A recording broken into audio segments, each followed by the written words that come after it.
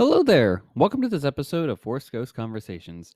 This is your host, Anthony King, and this week I'm joined by Mrs. Force Ghost Conversations to discuss the Dooku episodes from Tales of the Jedi.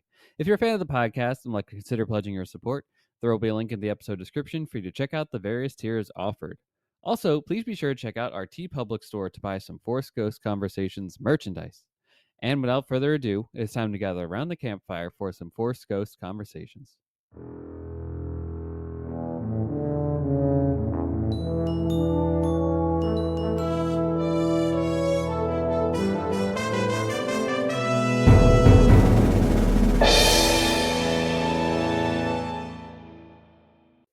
Welcome back to another installment of Force Ghost Conversations, everybody. We're officially back, for at least this week, into talking all things about Star Wars. And in this episode in particular, we are focusing on a specific subset of the Tales of the Jedi, which came out a few years ago, and we'll be talking about specifically the Dooku episodes from that. So, of course, you can expect a conversation on the Ahsoka episodes in the near future, and of course, diving into the other Tales of series, so the Tales of the Underworld and Tales of the Empire, as those are the only ones left that have been released on Disney Plus. So, yeah, one of the episodes that I've been thrilled to get to for a while, and of course, we got Mrs. Force Ghost Conversations back this week to chat all things about the Dooku episodes of Tales of the Jedi. And, back in the day, 2022, I believe, when this first came out, she was like, I want to be on the show to chat about this. And finally, we were able to get to that.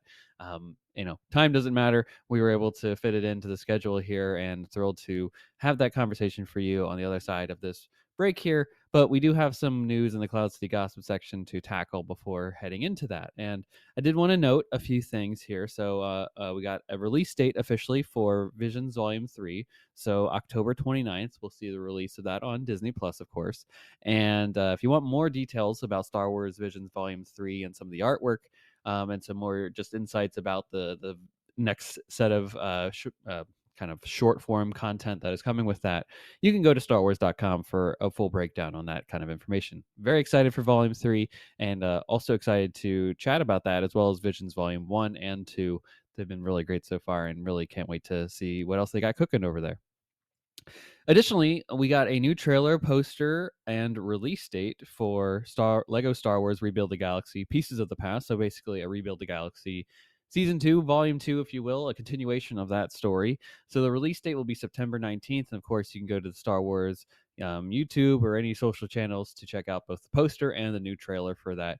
And again, can't wait for that series as well. Volume 1 or Season 1, I guess, just Rebuild the Galaxy, whatever you want to call it, was a fantastic exploration of a what if in the Star Wars galaxy, and I can't wait to see where they're able to go with some of those continued storylines, as well as bringing in some other factors like the Ahsoka Lego blockhead and all that stuff that they got going on, or brickheads. I'm not sure exactly what exactly it's called. I've made some of them in the past, but I can't remember the exact terminology at this point in time about that. Additionally, or finally, I should say, we did want to acknowledge the sad and tragic news that did come across our feeds this week, which was the fact that actor Terrence Stamp has passed away at age 87. And you probably best know him in the Star Wars galaxy as being Chancellor Valorum in The Phantom Menace, the Chancellor that was before Palpatine. You do the vote of no confidence for and all that stuff, and you see the bog down of the bureaucracy in that film, and he's kind of at the centerpiece of that. Um, the character does make a secondary appearance in the Clone Wars in an episode, but I'm not sure if Terrence Stamp came back to voice that one.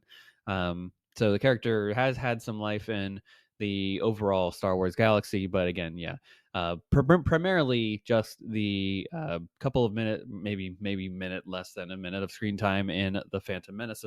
So great to get Terrence Stamp into that film. I know he brought a lot of gravitas, and people were excited for that, particularly because of his role in another property in the nerddom fandom world, which was his role as General Zod in Superman and Superman 2, even the Donner Cut 2. So both any version of Superman 1 and 2 he is in. And he plays a great villain, General Zod, who is a great foil to the House of El family, and particularly Clark Kent, Kal-El in those films. So rest in power, Terrence Stamp, and we'll be back on the other side of this very short break with our look at, discussion of, and analysis of the Dooku episodes from Tales of the Jedi. Stay tuned.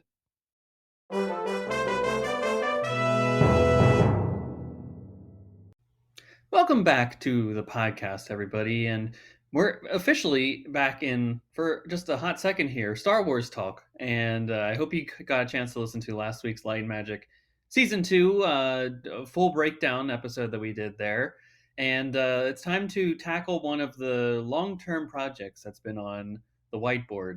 Many of you are well aware, if you're long-time listeners to the podcast, that I do have a whiteboard that I keep track of a lot of the upcoming episodes, or at least thoughts for episodes that I have. And this one's been on the whiteboard for a couple years now. So finally time to tackle some of it. And we're here to chat Tales of the Jedi, and particularly the Dooku episodes of the Tales of the Jedi. And we have a guest. You may remember her from last week's episode, but Mrs. Force Ghost Conversations, Elise King, is back. Elise, how you doing? Thanks for coming back on the show. I'm back. Yeah, I'm so excited. 2 weeks in a row. Special day. Special day indeed. Yes, 2 weeks in a row. And when will you return? We don't know. I go back into you go back into your cave, and we'll summon you upon the next time that you say, I am doing this episode, and I say, okay, great. I was excited to do this episode 2 years ago. Yes, 2 years ago. We were pushing 3 years now. Well, whenever it was, I was like, I must talk about this. Yes. Well, let's get to that question first here that I had. Like, we're here to chat about the episodes that follow Dooku as a Jedi, and you quote unquote called getting to talk about these shorts on the podcast years ago. Why did they resonate with you so much back then, and do they still resonate with you now? Yeah, I was really, really excited when I watched these 3 episodes of Dooku, because I have a really big bone to pick with the Jedi, especially in the prequel series, and also after reading the books, High Republic. Thank you, High Republic. I have even more of a bone to pick, because now I understand like how the Jedi are the way they are in the prequels, and how it started from High Republic times. And I feel like Dooku's story is really representative of that beef I have. Mm-hmm. And I really empathize with Dooku. I mean, got seduced, but yes. Well, you empathize with all the people that get taken to the dark side. Well, yeah, but this one is just so relatable. It's noble in a way, and then it gets twisted. It's not It's not even Anakin who's like scared of someone dying, which is like, okay, that's kind, but there's also like a huge fear in him, and Dooku's is like much more thinking of the quote unquote greater good for a while. So I don't know. It's a really interesting story overall. Yeah, I mean, they all want the greater human good, but it's which way do we get to it, right? Is it through Anakin's fear of loss of people and wanting to control that then leads him to make the choices he makes, or literally Dooku thinking there's so much corruption, I'm the one that has to take on these sacrifices in order to make things better? Yeah, that's exactly right. And I see a lot of, especially after watching Andor, I see a lot of Luthen. That's the guy, right? Yeah. I see a lot of Luthen and Dooku as well. Just two sides of the coin. I will never see a sunrise again. I don't know. I would argue that Anakin didn't care about the greater good. He cared about his personal circle, which I think is relatable in a different way. But this seems like I could be seduced in this way to the dark side. I guess that's at the end of the day. Right. And I think that's an interesting point, right? Is Dooku in a weird, twisted, roundabout way one of the first like look, folks, I know he's a Sith Lord, I know he's killed lots of people, but the ideology is a kind of a through line in a way to what the rebels are doing. Although Sidious is pulling the strings from both sides, he is still a part of the system that is a corrupt Republic Senate that then becomes a corrupt empire. That, there, when we get to that Clone Wars, not the Clone Wars, but the Rebels episode where it's the clone Rex has this one final battle against the droids, and they come to the realization at the end, we're like, we were both pawns. Dooku is very much still a pawn in the game, and these episodes showcase that he is like, the whole system is broken. We just need to destroy it all and make something better out of this. Well, yeah, I mean, I agree, because also the Dooku we get in Tales of the Jedi is a younger, less bloody hand Dooku. Well, yeah, exactly. Sorry, the Anakin with Sith eyes, right? Is like an Anakin that's gone, but Anakin in Attack of the Clones is a different man. He takes out a whole camp of people. He makes a bad choice. He does something bad, but in the Tales of the Jedi. But to me, like you said, it's very easy to understand how his frustrations could grow to a point of darkness, because the Jedi are broken, in my opinion. Yeah. Well, before we get into more of the specifics of these episodes, I did want to get your thoughts a little bit on this like overall series, right? So Lucasfilm has released 3 seasons of these quote unquote Tales of so far. What do you think of just the concept overall, like these short form animated stories that give us some more depth over a period of time with certain characters that maybe have not been given the light of day, or just the concept overall? What do you think? I love it. I think it's really smart, because not everyone can get a 90-minute full-length feature film or 3 seasons of a TV show. It's too much money. But there are so many, and like as Star Wars has expanded, there are so many side characters that are juicy and interesting. Yeah. And you're like, how? I will say, I think that I'm just a big fan of the ideology of this, because you get 3 episodes and it takes about like a half hour. They're about 10 minutes each, right? So they're all quippy, very quick, in and out. Like they don't. If you're a person that's, just give me the too long didn't read kind of synopsis of a thing, like you get a lot packed into a little with these. And that's awesome, I think. Yeah, it's smart storytelling. I mean, you mentioned the Ahsoka one that's also a part of this. You get a lot of great tidbits of like, oh, this is where she's at in her life. This is where she's at this point in this time. Oh, this is how this happened. This one is the most juicy of all of them across the series, I would say, just based off of how much about Dooku you get in this time frame, which is like incredible they would do such a thing in like this like little animated thing. But it shows that like they gave confidence to this. But even the Asajj Ventress one, right? They explained how she came back in that one that we watched. So yeah, I mean, they tell really important tidbits. I think Dooku's one was the most impactful to me, in terms of like lore and canon and stuff. But I mean, the Ventress one did play into Bad Batch, so you're like, you can't say it's unimportant and it's purely fun. That's but right. It can be. It can be just fun and cool storytelling. Yeah, I mean, I think some of the Ahsoka ones are fun. Some of those early ones, right? The one with her mom and and little baby Ahsoka, I think probably stands out the most. But these have been really great so far, and I hope they keep doing more and more of these. Now, the problem was with this one, or not this one, but the one that was the most recent one, the Asajj Ventress and the Cad Bane series.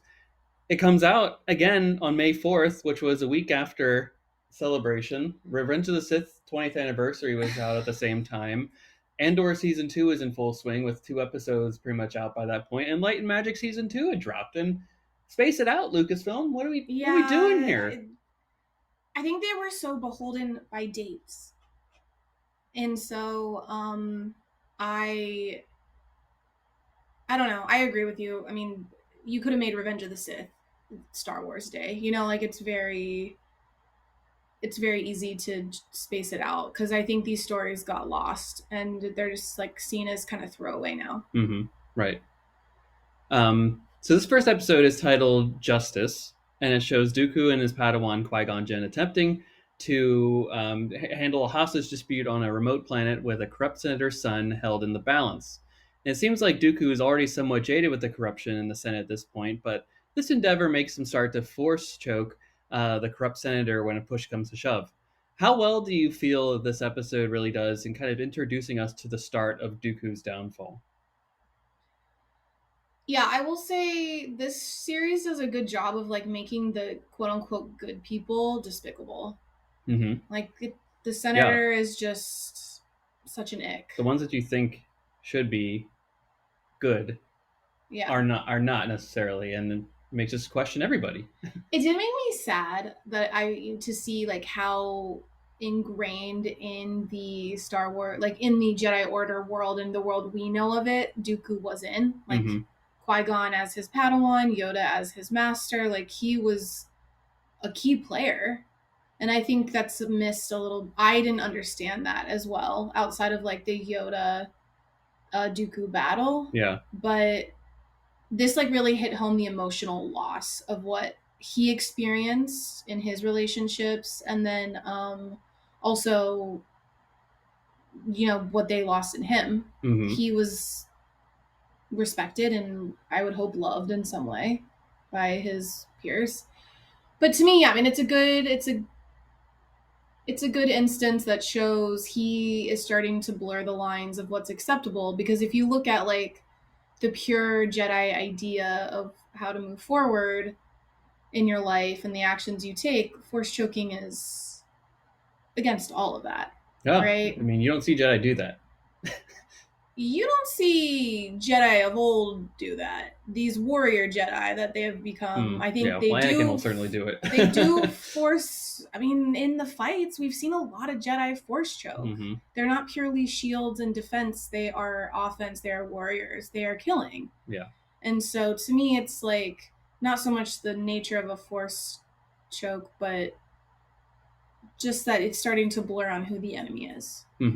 Yeah, and I think that's exactly it, right? It's that idea of you're just saying it perfectly there. The idea that the things that we think are great, right? The people we elect to represent us, to lead us, to be the ones that should be making correct and right decisions for us, can sometimes keep that power and use it for their own gain and manipulate us and push us into things. And Dooku empathizes with the people that are, you know, they're just like, we just want things to be better. We want things to eat, and that's the best we can do is to like make a statement and take your kid. The only thing that matters to you is your legacy, right? Your children. And they found that weakness in him and they tried to exploit it. And they didn't necessarily have nefarious reasons. Like I'm sure you can think of real world examples where someone does something to that degree and has a little bit more nefarious plot against somebody.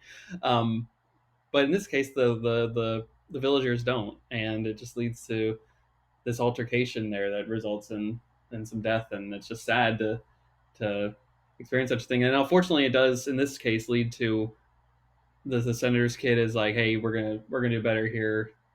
This is not the end of our story here. So it seems like it's gonna have this one's gonna lead to a better resolution, but Dooku's already down this starting down that dark path.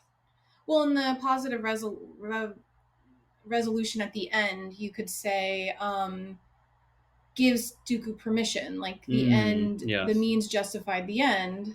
Yes, or the very good end point. Justified the means of like, oh, something good came out of it. It makes it easier to resolve in your brain.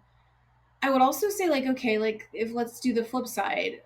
What should he have done instead? And you would have said negotiate. You would have said, you know, try and reason. You would have like tried to find a way to support the villagers outside of the senator. Yeah.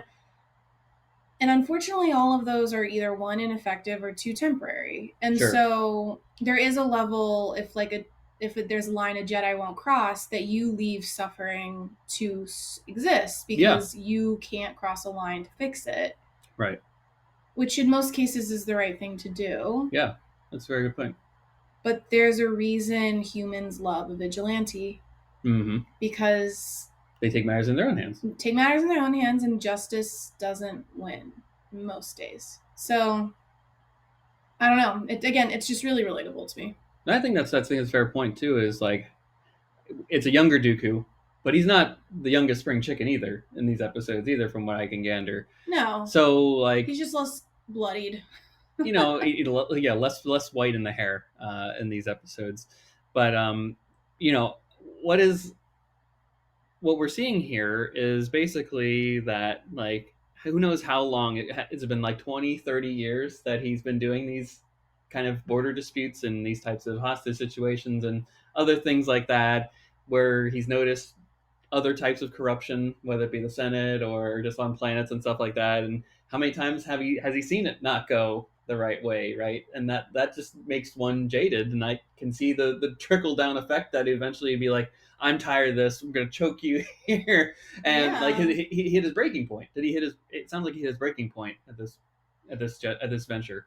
Yeah, and I mean, I think if we didn't have the other 2 episodes, you could say like it's a slip any Jedi could have. Yeah. And then it's like, oh, I need to go meditate, and like maybe he becomes a way seeker, and like he tries to find his own. And because the alternative at this point, I'm sure in his mind, is I leave the Order. Mm-hmm. Because not only in the 20-30 years has he probably seen all this happen time and time again, he's also seen the Jedi Order get closer and closer to a group in which he feels is ineffective at best and corrupt at worst. And how are you supposed to talk to people that have like braided themselves together in a power structure? So the only other way to really deal with it was to either stay jaded and probably go down a dark path no matter what, or disengage and become a way seeker, which I'm guessing in his mind still feels like he was leaving the problem behind. Yeah, I agree. Well, it's a great transition actually to episode 2, and that I think the talking points around that episode. So it's called Choices, and this one features Dooku and Mace Windu recovering a dead Jedi body from the planet Raxus Secundus. Dooku doesn't sense that the investigation has yielded the correct answers in solving the investigation, and pushes to learn more. This effort, against the orders of the Jedi Council, though, leads to more uncovering of corruption in the Senate, and several people are dead in a resulting skirmish. And upon their return to Coruscant, Dooku learns that Windu is to be given the vacant council seat left behind by the fallen Jedi over himself, because he pushed on this matter against the council. So do you think that this development helps to split the relationship that Dooku had with the Jedi Council overall? So we're seeing the Senate, he doesn't like that, and now we're seeing the Jedi split too. This episode is when I was like, I love this miniseries because it showcased perfectly what Anakin, like, shows perfectly why Anakin has failed. I mean, Anakin fails himself. Yes. But, you know, we're all responsible for our own choices. But at the end of the day, the Jedi Council isolated Anakin. Yes. And they do it the same here with Dooku. Yes. And I will always say Mace Windu is a fake Jedi. Yeah, I was going to say, you're also not a big fan of Windu. No, because he's someone that values rules over common sense and over doing the right thing.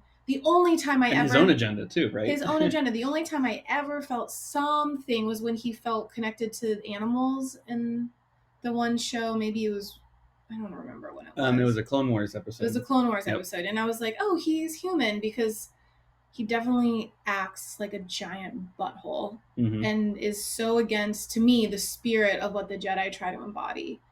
And I think for the council to be so short-sighted, and again, this is where you start to see political maneuverings outweigh truth. I don't know, it makes me really, really mad. Right. I got really heated about it. No, I agree. I see the similar through line too of like, I think there's that fun moment in Attack of the Clones where Anakin and Obi-Wan have their like little banter in front of Padme, and mm-hmm. he's like, we will find the people that tried to do this to you. And Obi-Wan is very much like, we will not exceed our mandate, young Padawan. And he's like, securities for local jurisdiction, investigations implied in our mandate, right? Yeah. Like what's implied, what's not implied. And it seems like Dooku is very much in the mindset of like, something's not right here. I need to, like, we should investigate this here, even if the council doesn't necessarily say that. If trust our guts, trust our instincts, trust the Force. And this is a blatant, the fact that, you know, they go against him showcases how the council is failing. And it's also Mace Windu not advocating either for his own personal benefit. He's climbing the ladder. Once again, it's people like not benefiting the greater good. In the High Republic, I guess I also am a harsher view of the Jedi Council at this stage of the timeline, because in the High Republic, there's a Jedi and they only defend. Their only weapon is a shield. Yeah, that's so great, right? Kid's story too. They don't carry a lightsaber. Except for that great, the little stories book that we had from the Insiders. Mm-hmm. Yeah, I love that one and how they came back. That was so great. And it's, to me, that truly is what a Jedi is. Now, mm-hmm. we see that they become ingrained with the council and stuff like that, but like, the Jedi should be the ones sniffing out. They've broken their mandate. They have forgotten their vows. They forgot the whole point, and they're plucking children out of beds and like taking orphans and stuff to build them into what? Yeah. Guards? Soldiers? Yeah. Police? So, Galaxy police? It's just another instance of the council putting someone who is trying to do right on an island. Instead of trying to empathize with them, understand their motivation, but like in some level have faith in them. Yeah, we can't control you, so we'll ostracize you. Yeah. It's her. I certainly what happens to Qui-Gon too, right? They'd say like you'd be on the council long now if it wasn't for you going off script all the time. Oh yeah, they would have ostracized him. He just died too early for it to become 100% complete because he would have stayed by his convictions. Like they ostracized Ahsoka. It's anyone that doesn't fit the mold is gone. The council is just like such a. It's sad because this is again when I talk a lot about the expectations that people had for the prequels, right, and how they were unwilling to give up this preconceived 20-year, 30-year idea in their head for what things are, and to see the institutions that you grew up thinking were awesome fail in front of your eyes. They couldn't accept that, and then chose to rebel and hate against the prequels because of that. But how real is that? Like it's we have so a government much more that realistic. I'm just a real world example. Unfortunately, we have a government that fails us consistently and puts their own needs and other agendas and business agendas and super PACs and other external forces that push agendas forward. That you have maybe a handful of people that are trying to do great things, and then they get either jaded into the system or pushed away or blacklisted to never be a part of things again. So you just have a continual group that is saying supporting each other. And then they feed lies to us and all that. And Star Wars, man. Yeah, I'm like, you don't think a whole group of people now were they killed by an evil person, and was it far reaching? Like they had the investigator people, the Inquisitors. Yes, they were hunted, but like to say that the jet, like they wouldn't have been hunted if they hadn't been built so firmly into a power structure. Right. Let's just say that. Right.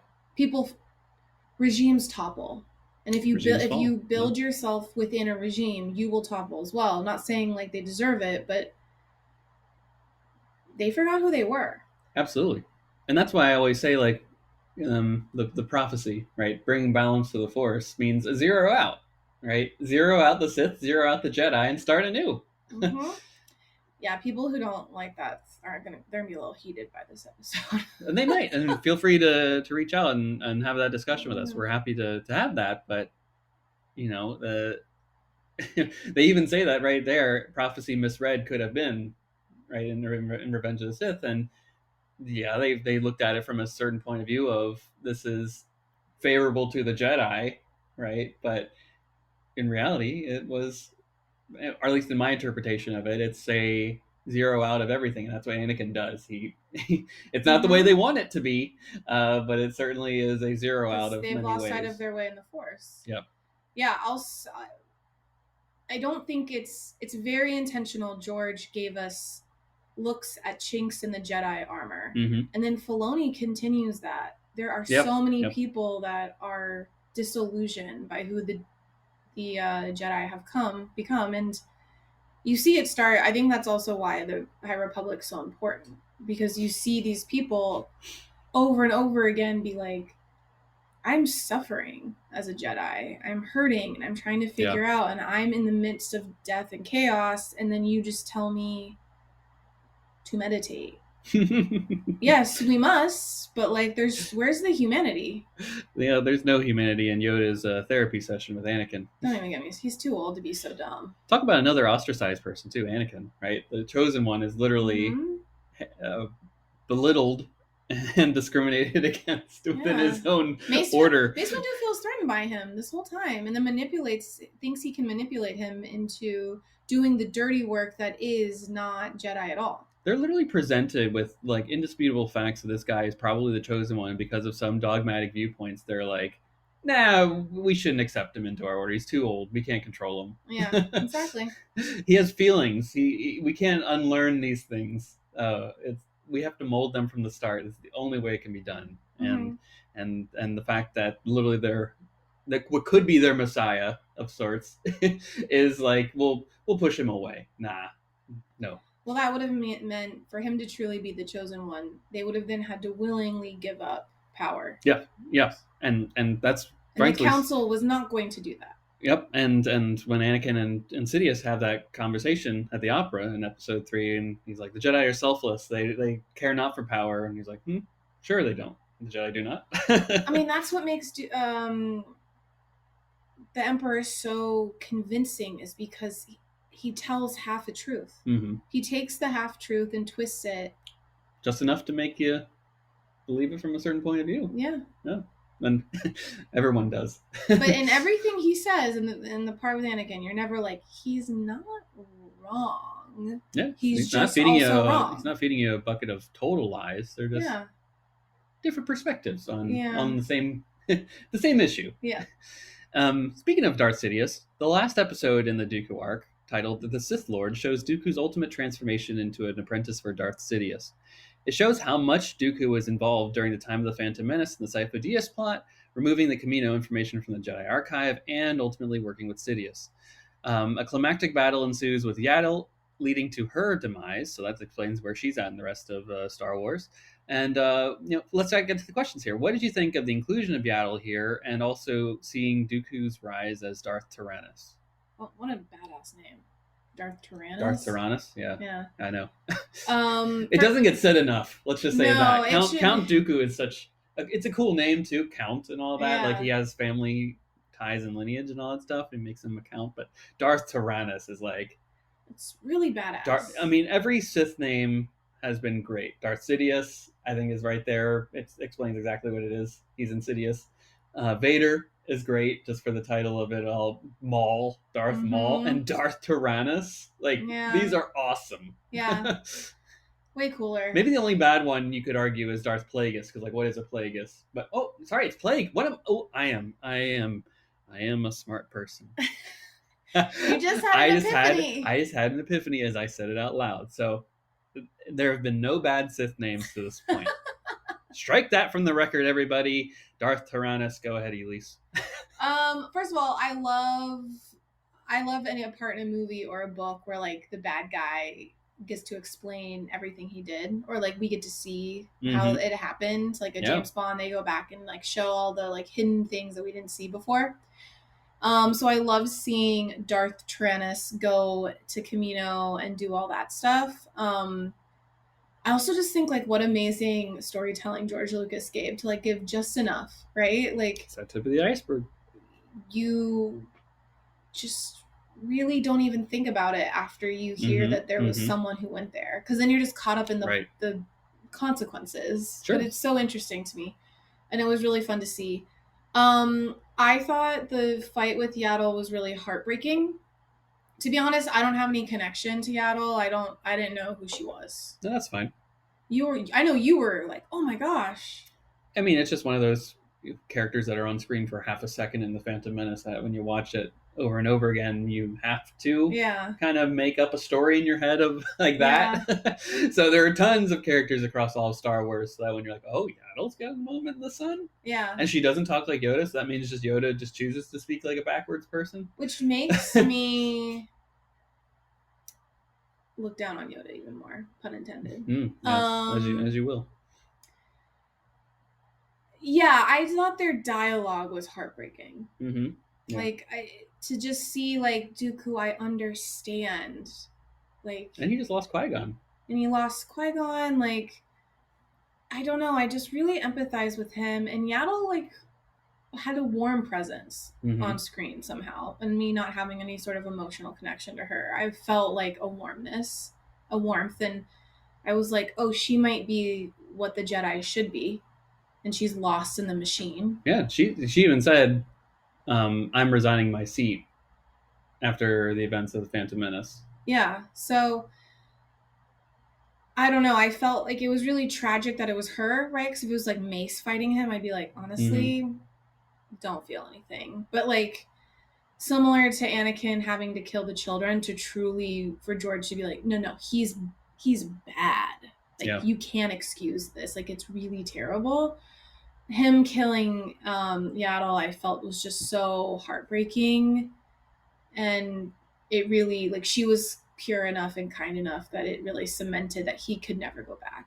In true execution style too. Yeah, in true execution. He does not. She's exhausted because he thinks he has her completed, and you might remember she was like in this like door trap that comes down, and then it comes down, and she is able to open it back up again, and he uses that just with that strength of that to open up the door again and hold it from crushing her was just too much to bear. I walked away from that episode like emotional. Yeah. And that's when I was like, oh, you can really pack a good story in no matter the format. And if you have the right story and you have the right perspective and you can keep it tight enough and good writing, like you really can make an impact in a short amount of time, because I was thinking about it for days after. Absolutely. And it was just really tragic because he killed someone who was probably on his side if he had been like, I need to leave the Jedi and like support people best I can.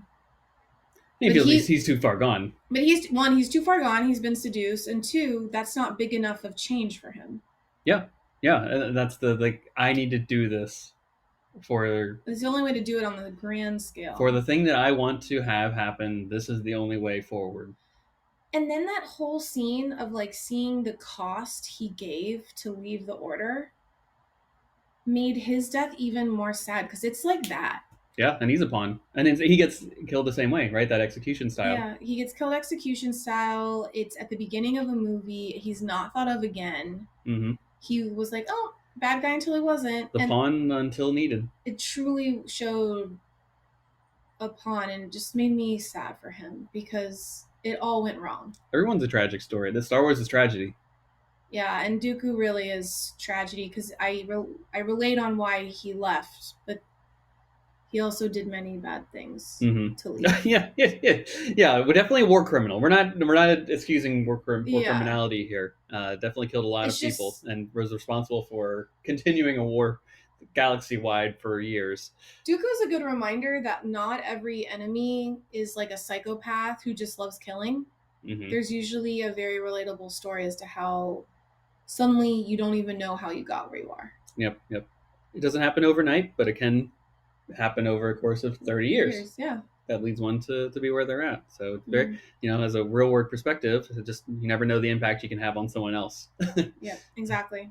And I think too, this episode is very interesting because it answers a lot of questions that I think a lot of people had about Attack of the Clones for quite some time.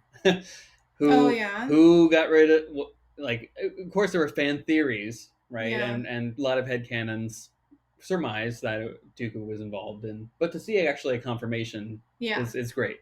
Okay. Yeah, because no more speculation needed. Just get the answer out of the way. That's what it is. Good night. I never spent like hours ruminating. So to me it was like, oh, that's really interesting. I love getting another piece of the puzzle, but I wasn't like, I knew it. You weren't agonizing at night thinking, well, who could have gotten rid of Kamino from the Jedi Archive? I know, it's so funny that they did, because it's such an important piece, important area. Yeah, so just to throw it in. I mean, it just shows the I guess the power that they threw into this series, right? They could have just made them 10-minute shorts, fun, or an important story bit, but they were like, hey, effort. We're actually going to give you some big pieces of canon at various points in this. Yeah. I guess the Ahsoka one, right? I'll spoil that one for a little bit for everybody, in case you haven't seen it, but Ahsoka's at Padme's funeral. She's in the background, right? Yeah. And that's a big point.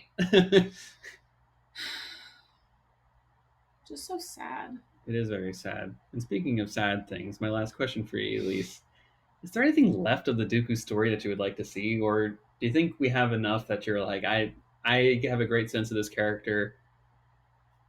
I don't need any more. I don't need any more. I think what I would want is like a short on when he is Darth Tyrannus and he's leading the more Tyrannus.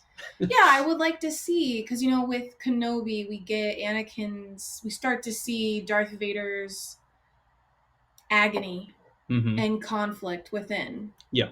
And I'm wondering, did Dooku have that? Like, what was he like before or after the Attack of the Clones battle? Like, you're saying after Attack of the Clones, you want more? Either. I think like it'd be fun to have like. I'd be intrigued about the setting up the Separatists. Yeah, that'd be very intriguing. And then one like around it, like his perspective from Attack of the Clones, and then before his death. Like, did he have any moments of conflict? Yeah. Was there regret? Like, I think that would be just powerful because I like his character. Yeah, I like that a lot. I would love to see more in that 10 years in between the end of this and the start of Attack of the Clones.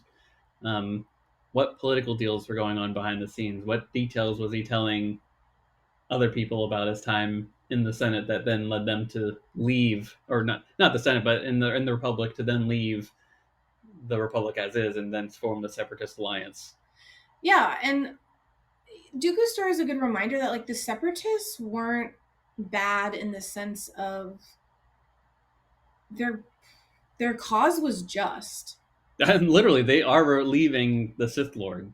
The irony. Yeah, like they are like the Separatist movement is a pawn, but in the High Republic we see how the worlds come together under the Republic. Yep. And then if it doesn't work for you anymore, shouldn't a country or a whole planet be allowed to leave the organization? Yeah. And if they're saying no, then is it truly a republic? So it was a good reminder that like while Dooku was, a Sith Lord, it's not like the Separatists were wrong. Yeah. Misguided, maybe? Or just, I mean, war is war. Yeah. So, I don't know. It's complicated. That's the easiest way to put it. Yeah. I think Count Dooku is the persona. What am I trying to say? The like symbol of just how complicated the Jedi Order had become and the Separatist War was. Yeah, and it's interesting that this is the through line here, right? If you're talking like a lineage, Yoda to Dooku, Dooku to Qui-Gon, Qui-Gon to Obi-Wan, Obi-Wan to Anakin, Anakin to Ahsoka. Yeah, and my final hypothesis here is even without Darth Sidious pulling strings, the High Republic or the Republic was at a place where there were always going to be a separatist movement, and I think Dooku would have left the Jedi Order anyways. Now, would he have been? He wouldn't have been involved in the plot of like the downfall of the world, right? Yeah. But I think he would have always left and joined the Separatists. Yeah. Very true. Very true. Or he would have left and not been involved, right? He just like, I'm jaded. I'm out here, roaming the galaxy, doing whatever I do. I don't know. I think he would have liked the idea of like helping, because in his mind it would have been helping planets to leave an unjust system. So maybe he would have always join another thing, or they just be independent, themselves, and not exist in a global union of sorts. Yeah, kind of like the Outer Rim, like just wild space. Yeah. We govern ourselves, and that's how it is. Yeah, we build trade routes as we want, and that's it. We have a treaty with everybody. Yeah. Instead of just one treaty, we have 1,000 treaties. Yeah. A lot of diplomacy. Yeah. Oh, the UN. Yeah. So, yeah, overall, really juicy story. Could really sit there and like sink your teeth into a lot of aspects of it, which I always enjoy. Yeah. One last thing I'll say about the last episode too is how, Dooku knows about Maul, and Sidious acknowledged that he was his apprentice, but he was also at the same time using him as a pawn to find a new apprentice. Like Maul had his usefulness until it wasn't, and then Dooku had his usefulness until it wasn't. Yeah. And then Anakin had his usefulness until potentially it was, and he was looking to groom Luke. Yeah. And all throughout, I mean, there's a ton of comic stories about potential others that could have overtaken Vader over the years. And it's this interesting thing of when you're the top dog, or the way the Sith work, right, is the rule of two, and no one is comfortable in their position. No, you're whether always competing. The young one, the younger apprentice, is trying to overtake the master, or the master is trying to find a more stronger apprentice to then help them achieve greater power. And I'm sad that Acolyte ended, because I feel like we would have gotten that dynamic in the second season of like him trying to groom someone to then overtake his master. Oh, how interesting! I know. It would have been so good. Yeah. Well, we're ending on a somber note, folks. It's a somber story. Bring back the Acolyte. Is really what I'm saying here, because it would have dove into these really juicy articles of cut some production value. I just want the story. Yeah, or write a book, write a comic. I don't know. Find a way to continue the story. Or hell, even animation. Yeah, give us an animated story. Give us a audio drama. Bring back some of the cast and do an audio drama, or I don't know. Figure it out. But continue the Acolyte is basically what I'm saying. I want to see where that story goes and where they have things planned. Anyway, that's the Dooku Tales of the Jedi. Anything else before we close up, Elise, about Dooku? No. I mean, if you want to give us other opinions online, let us know. We welcome it. We welcome the debate and the conversation. And if you enjoyed our hot takes about the Jedi Council and all that, or if you have a opinion to the adverse of that, we're intrigued to have that conversation. So follow us on the social media platforms. You know where we're at. Just search for Force Ghost Conversations, and you'll find us in those capacities on X, Threads, Blue Sky, TikTok, Instagram, etc. And you can be sure to find where we're at and on those platforms. And anywho, we'll be back next week with a brand new episode in your podcast feeds. And until then, may the Force be with you. Take care.